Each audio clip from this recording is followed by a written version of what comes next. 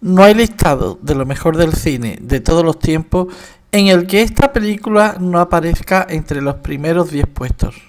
Es más, un cinéfilo no puede considerarse como tal si nunca en su vida ha visto, al menos una vez, esta flamante cinta, producida por el rey Midas del antaño, David O. Selznick.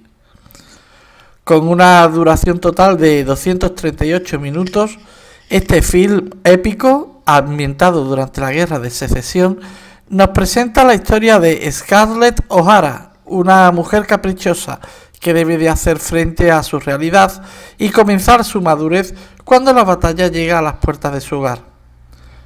Protagonizado por Clark Gable y Vivien Leigh, el film fue acreedor de 8 premios Oscars en la gala de 1940, incluyendo el de la mejor película, mejor director, mejor actriz y mejor actriz de reparto.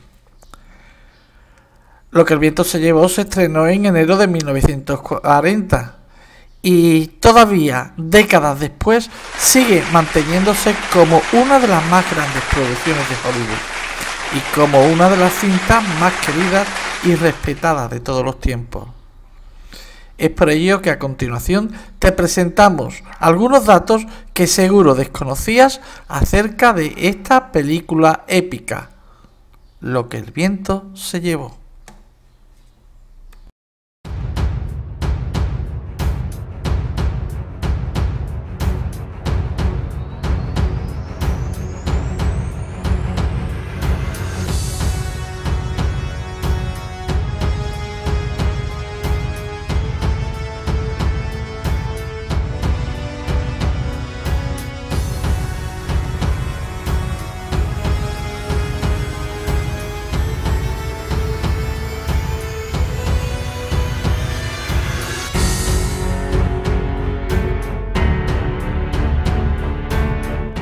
Lo que el viento se llevó es una obra de la famosa autora Margaret Mitchell, escrita entre 1926 y 1929.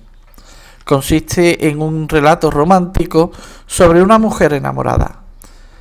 Es uno de los clásicos más importantes de la literatura estadounidense y está entre los libros más vendidos a nivel mundial. Fue publicado en el año 1936.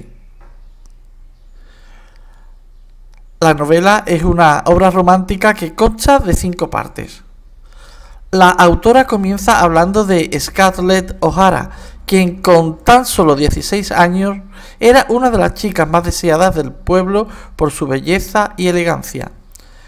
Llevaba ya 3 años enamorada de Ashley Wilkes, un hombre muy romántico y caballeroso con el que deseaba casarse. Sin embargo, su sueño se vino abajo al enterarse que el apuesto hombre se casaría con su prima Melanie. A pesar de eso, Scarlett aún creía que Ashley las quería a ella más y decidió declararle su amor, pero él insistió en casarse con su prima.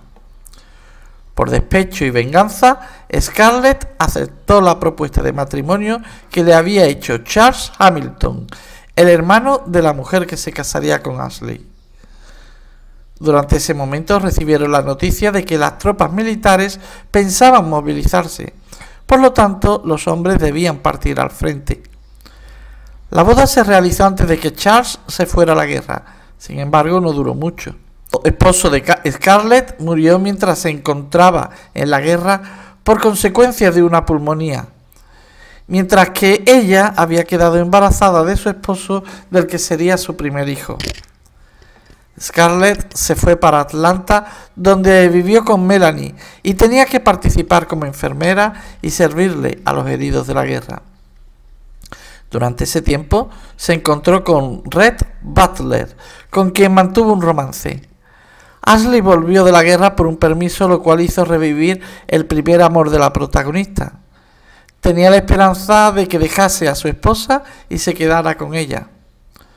Luego les informaron que habían desaparecido. Sin embargo, Ashley no estaba preso. Lo habían tomado como prisionero. Asustada por lo ocurrido, Scarlett decide regresar a Tara con su familia.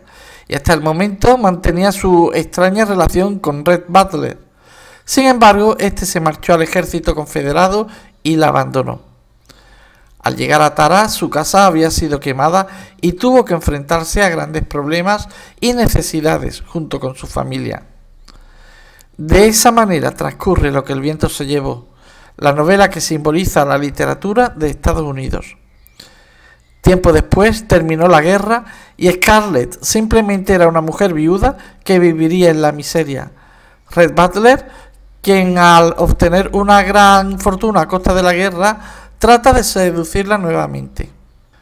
En el año 1939, la obra Lo que el viento se llevó fue llevada a la gran pantalla.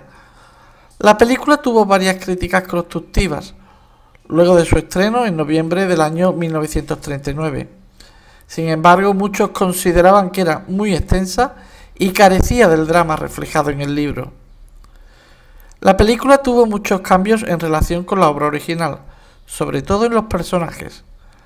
A pesar de esos pequeños detalles, fue muy exitosa y recibió 10 galardones de las 13 nominaciones que tenía para la 12ª edición de los premios Oscar. La producción, una de las más caras de la historia, unos 4 millones de dólares en aquel momento, no escatimó en gastos y mucho menos en actores. Concretamente había más de 50 actores con guión y unos 2.400 extras. Se pagaron $50.000 por los derechos del libro, una cifra récord en aquella época. Entre los personajes más relevantes de la obra se encuentran Scarlett O'Hara, protagonista y personaje principal de la historia, una mujer bella y elegante que pertenecía a una buena familia y por lo tanto una chica caprichosa. Es la viva representación de la evolución de la sociedad. Durante la historia va madurando y despertando más simpatía. Rhett Butler, un hombre que representa el oportunismo, el realismo y el egoísmo. Durante el desarrollo de la historia trata de conquistar a Scarlett, convenciéndola de que son el uno para el otro. Ashley Wilkes es un hombre honorable y bondadoso que representa la tradición y las antiguas costumbres del sur. Es el gran amor de Scarlett desde sus 16 años, pero nunca le correspondió. Melanie Hamilton es el personaje más honesto y bondadoso de la historia. Representa la rectitud y la forma en cómo se debe de actuar en la vida. El actor Leslie Howard sentía que era demasiado mayor para interpretar a Ashley Wilkes. El personaje iba a tener alrededor de 21 años al comienzo de la película. Para parecer más joven tuvieron que ponerle extra de maquillaje y una peluca. A Vivien Leigh le pasó algo similar, ya que cuando interpretó a Scarlett O'Hara tenía 25 años y en el comienzo de la película el personaje tenía tan solo 16 años. En el caso de Barbara O'Neill, que interpretaba a Ellen O'Hara, la madre de Scarlett, fue todo lo contrario, porque solo tenía 28 años, 3 más que Vivien Leigh.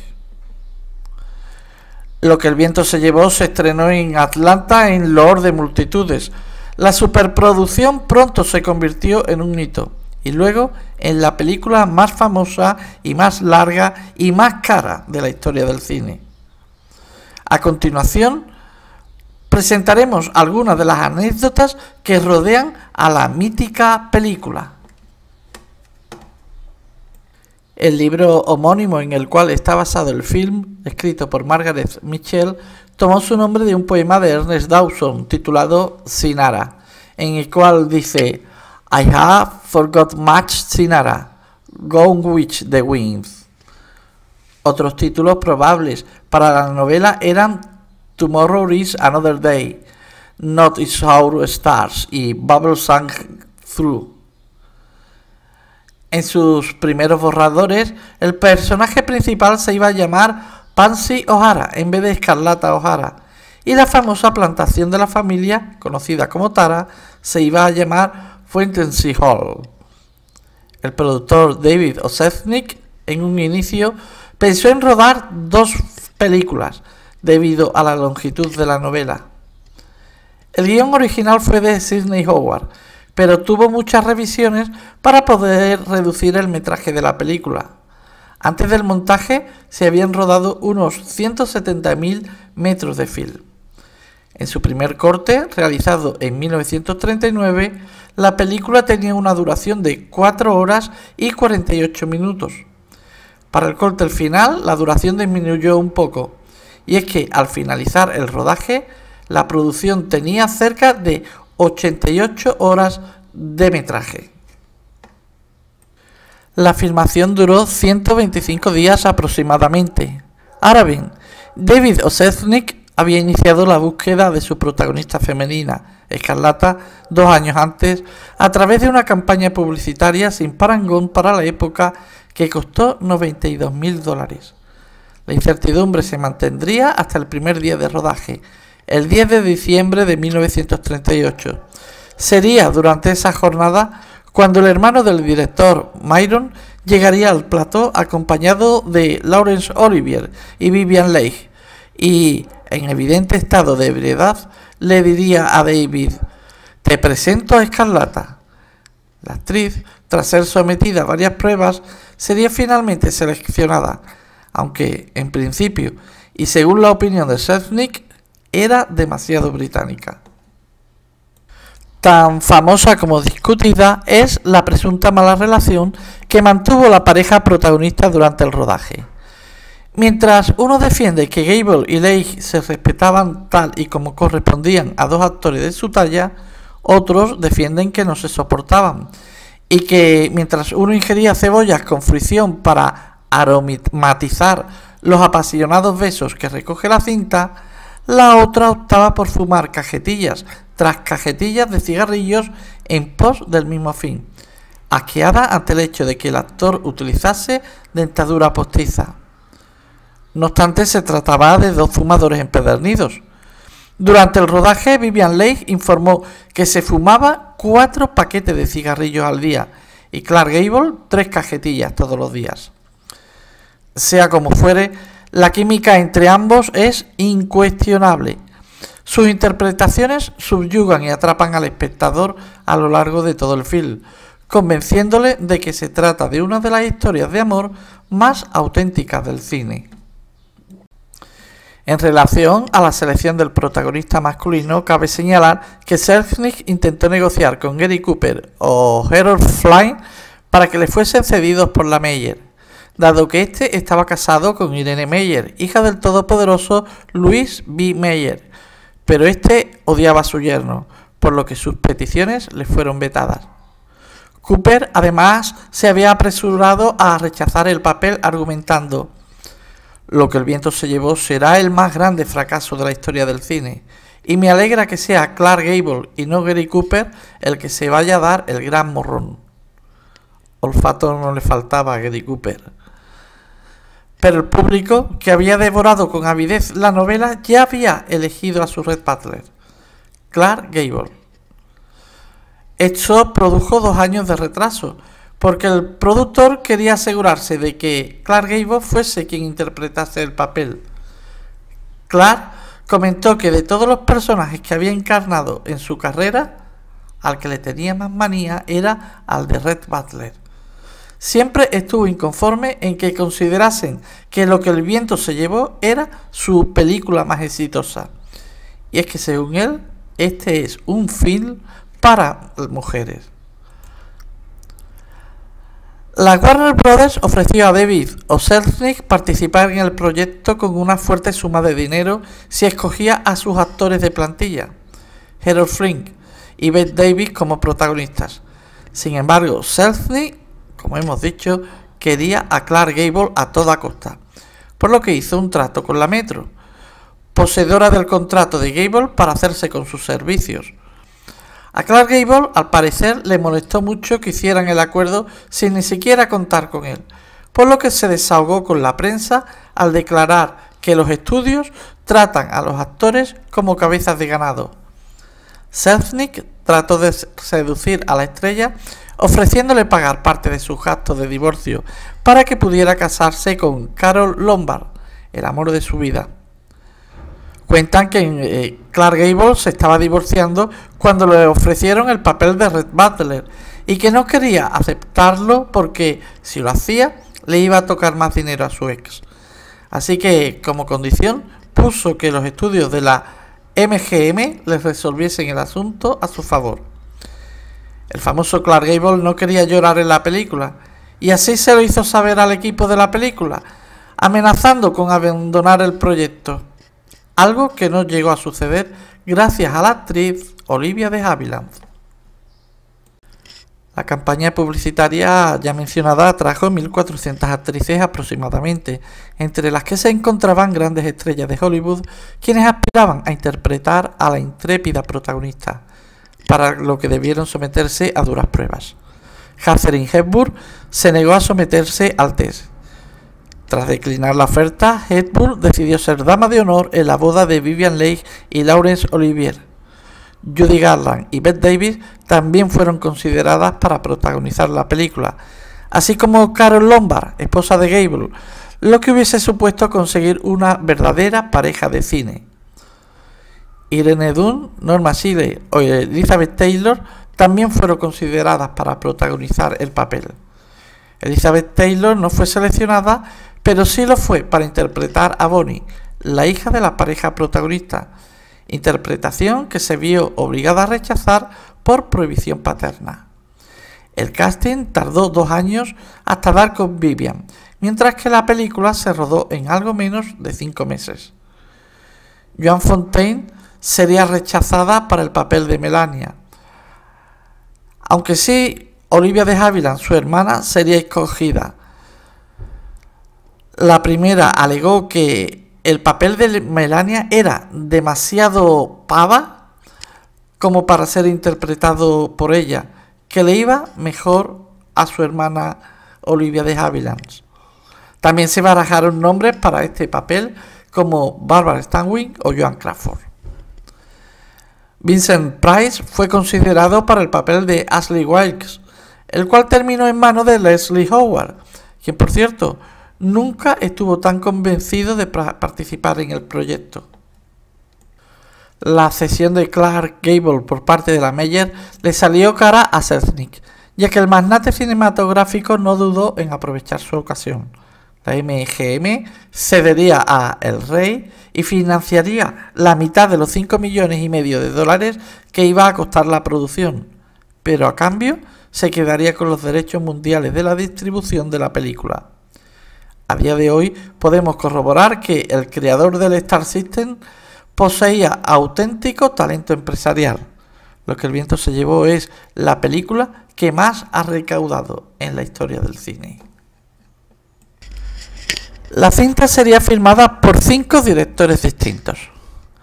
Todo empezaría 10 días después del inicio del rodaje, cuando Selznick despidió a Josh Cukor y lo sustituyó por Victor Fleming, quien filmaría la película, aunque también William Cameron Menzies, diseñador de producción, y Sam Wood, que sustituiría a Fleming al sufrir una crisis nerviosa.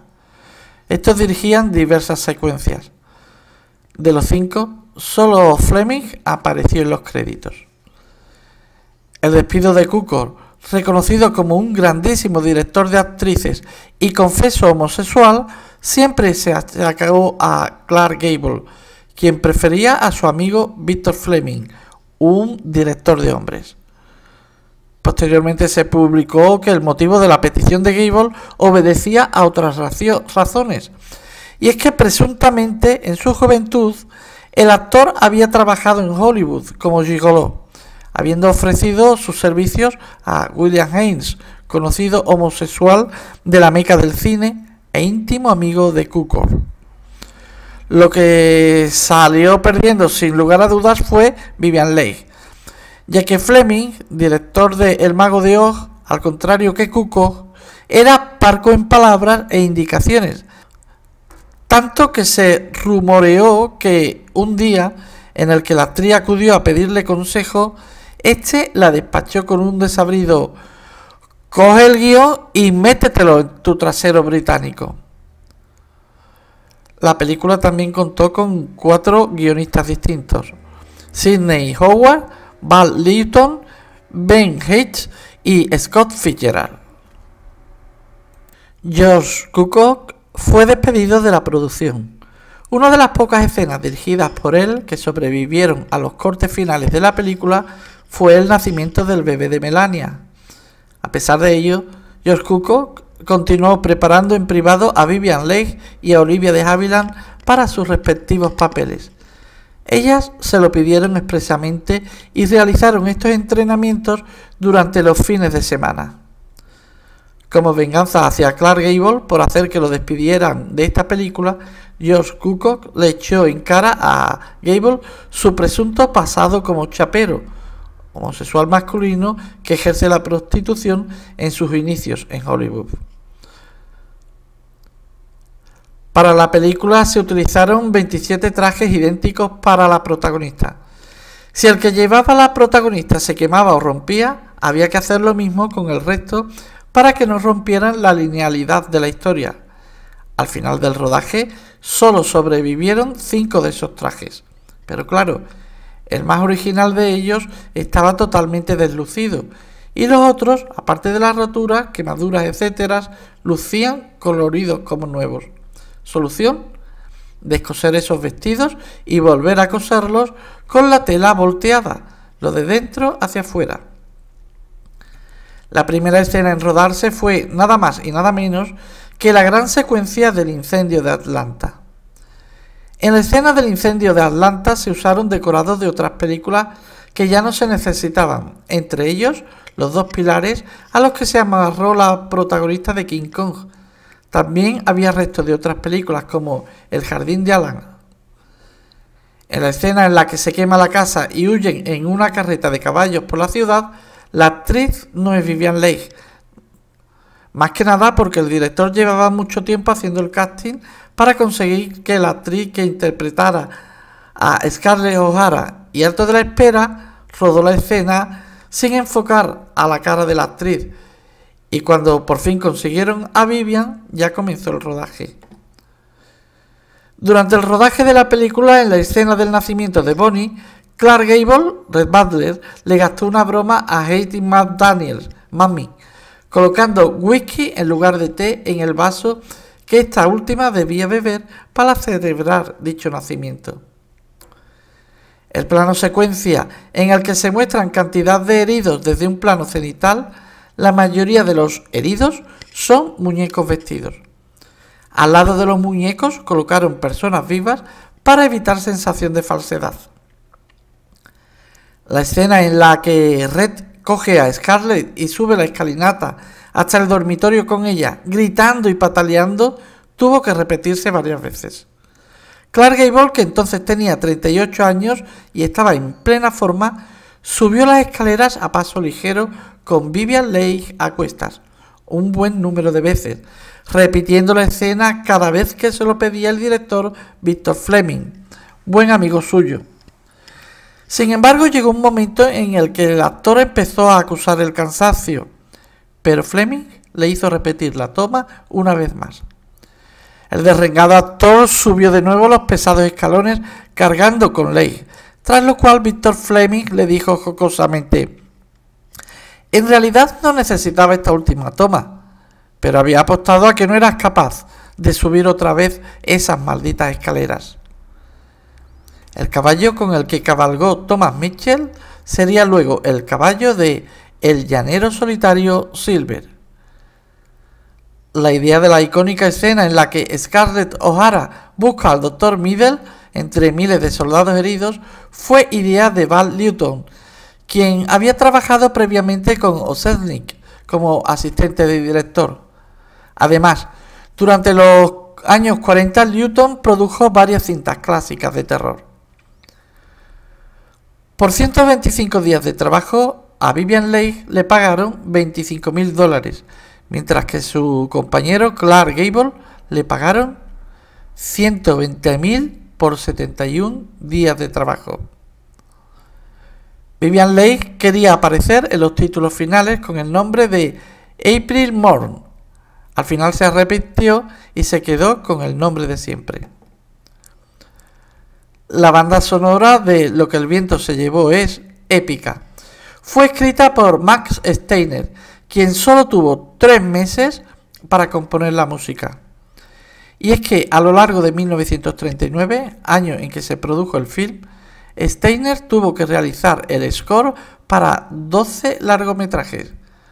Digamos que fue su año más ocupado. Max Steiner durmió solo 15 horas en 4 semanas para conseguir tener lista la banda sonora original de la película a tiempo. Al final, acabó estando bajo asistencia médica. Irving Thalberg, productor de la Metro, dijo: "Ninguna película sobre la guerra civil dará un centavo. Lo que el viento se llevó es el film más taquillero de la historia del cine en términos reales, es decir, considerando los efectos de la inflación". La despedida de Rhett Butler a una atribulada y desesperada Escarlata. "Frankly, my dear, I don't give a damn". Su última frase en el film casi no pasa la censura.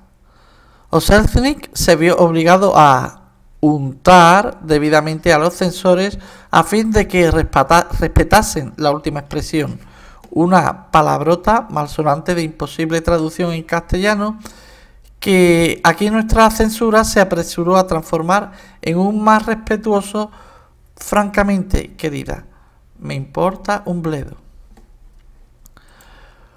Por su parte, la clasificación eclesiástica en España fue rotunda, con un 4, o sea, gravemente peligrosa, lo que sumió a los cinéfilos beatos en un grave dilema, ya que la visión de la obra maestra podía entrañar riesgo de excomunión. Y no era para menos. Margaret Mitchell, con aquella novela que le había merecido hacerse con el Pulitzer, había conseguido compendiar en una novela casi la totalidad de los pecados humanos: infidelidad, homicidio, violación, racismo, todo un desafío al nacionalcatolicismo. La Premier Mundial, celebrada en Atlanta aquel viernes 15 de noviembre de 1939, asistieron casi la totalidad del equipo. La autora de la novela, Margaret Mitchell, fue la más aclamada, seguida de Clark Gable, acompañado de su esposa, la también célebre actriz Carole Lombard, que fallecería 3 años después en un accidente de aviación, y Vivien Leigh junto a Laurence Olivier, que un año más tarde se convertiría en su segundo marido. Al evento no acudieron ni Hattie McDaniel ni Butterfly Mocking, las inefables sirvientas de la familia O'Hara. Aunque nadie osó mencionar la causa, todos la conocían: las leyes que mantenían la segregación racial en las instalaciones públicas, que hacían imposible su asistencia. Lo que el viento se llevó cosechó la friolera de 8 Oscars de los 13 a los que fue nominada, una de las películas con más Oscars que se ha recibido, y el primer galardón obtenido por una película filmada en color. Estos fueron los galardones: Oscar a la mejor película, a David O. Selznick; Oscar al mejor director, Victor Fleming; Oscar a la mejor actriz, Vivien Leigh; Oscar a la mejor actriz de reparto, Hattie McDaniel; Oscar al mejor guión adaptado; Oscar a la mejor dirección de arte; Oscar a la mejor fotografía; Oscar al mejor montaje; y el Oscar honorífico a William Cameron Menzies, y también por los premios de logros técnicos a Don Musgrave y Selznick International Pictures. La Academia también quiso otorgarle el premio en memoria de Irving Thalberg a David O. Selznick. Entre estos Oscars destacan el primer premio conseguido por una intérprete afroamericana, entregado a Hattie McDaniel, la entrañable Mammy. Este fue un hecho sin precedentes, ya que ninguna otra persona de raza negra había recibido antes este galardón. A la fecha, Vivien Leigh, Scarlett O'Hara, tiene la actuación más larga premiada con un Oscar, con un tiempo en pantalla de 2 horas, 23 minutos y 32 segundos. Curiosamente, y contra todo pronóstico, ni Gable ni Olivia de Havilland conquistaron sus galardones como actor protagonista y actriz secundaria. Tuvo una excepcional acogida esta película entre el público, con una asistencia media de 11.000 espectadores diarios. En los primeros 4 años desde su estreno, había vendido 60 millones de entradas tan solo en los Estados Unidos. En Londres tuvo tal éxito que se mantuvo en cartel durante 4 años, a pesar de coincidir en el momento de los bombardeos nazis de la Segunda Guerra Mundial. Cuando la MGM la retiró de las carteleras en 1943, había recaudado ya millones de dólares. Reestrenada en 1947, ganó en Estados Unidos y Canadá unos 5 millones de dólares, siendo uno de los 10 estrenos del año con mayor audiencia. Hubo otros reestrenos en 1954 y 1961. En el siguiente reestreno, en 1967, recaudó en taquilla 68 millones de dólares, de los cuales 41 fueron para la MGM. Nuevamente fue reestrenada en 1971 y recaudó 116 millones de dólares. Así, la película ha vendido entre estrenos y diferentes reestrenos la friolera de 200 millones de entradas en Estados Unidos y 35 millones en el Reino Unido, recaudando a nivel mundial unos 390 millones de dólares. El libro Guinness de los récords estableció en el año 2014 la cantidad de 3.440 millones de dólares, el mayor éxito de taquilla de la historia del cine. Cuando el sirviente va persiguiendo a un gallo para hacer de él la comida del día, el animal está en una posición, luego más atrás, posteriormente delante y por último vuelve hacia atrás. Hay un pequeño fallo en la escena donde Melania y Escarlata están en el hospital y al fondo podemos ver sus sombras. Sin embargo, las sombras no realizan los mismos movimientos que ellas. Aún así, un detalle genial por parte del realizador. En la escena donde Escarlata se dirige al hospital se puede apreciar en una de las luces de la calle una bombilla. Teniendo en cuenta que se ambienta a mediados del siglo XIX, es algo raro. Cuando Escarlata sale corriendo a la fiesta de los Wilds, lo hace nada más vestirse y ni siquiera lleva pendientes, pero cuando llega allí está toda repleta de joyas. Te quiero como jamás he querido a una mujer y te he esperado como nunca podría esperar a nadie. Ahora que eres una mujer con tanto dinero, puedes mandar a quien quieras al demonio como siempre quisiste. Abre tus ojos y mírame. No te besaré, aunque sé que lo necesitas. De todos los sueños que he tenido, tú fuiste el que murió al convertirse en realidad. Francamente, querida, eso no me importa. A Dios pongo por testigo que jamás volveré a pasar hambre. Estas son frases míticas de un clásico del cine. Los años 30 formaron parte de una época con una mentalidad muy distinta a la de hoy en día. George Cukor, que dirigió la película durante un tiempo, tuvo que dejar su puesto debido a que Clark Gable denunció su homosexualidad. Al mismo tiempo, la oscarizada Hattie McDaniel no fue invitada al estreno, ni ningún actor negro, y es que a día de hoy se sigue cuestionando el trato sobre la esclavitud en la película. Claro que si te has quedado con ganas de volver a verla en la pantalla grande, todavía hay cines en Nueva York que la exhiben en sus salas. Y si estás por Jonesboro, en Georgia, pásate por el Museo Ruth Tutara y podrás recorrer algunos de los lugares donde está ambientada la película. Lo que el viento se llevó está considerada como una de las mejores películas de todos los tiempos y está entre las 10 primeras de las 100 mejores películas USA. La Biblioteca del Congreso de Estados Unidos la consideró cultural, histórica y estéticamente significativa, siendo seleccionada para ser preservada en el National Film Register. Lo que sorprende es que hoy en día el romance entre Scarlett O'Hara y Rhett Butler nos sigue atrapando como la primera vez. Y es que hay películas que el tiempo no pasa por ellas. Por ahora es la película que más ha recaudado en la historia del cine. Que sus 4 horas de duración no te echen para atrás. Podemos volver a verla otra vez y disfrutar de la historia de amor más fascinante jamás contada, Lo que el viento se llevó.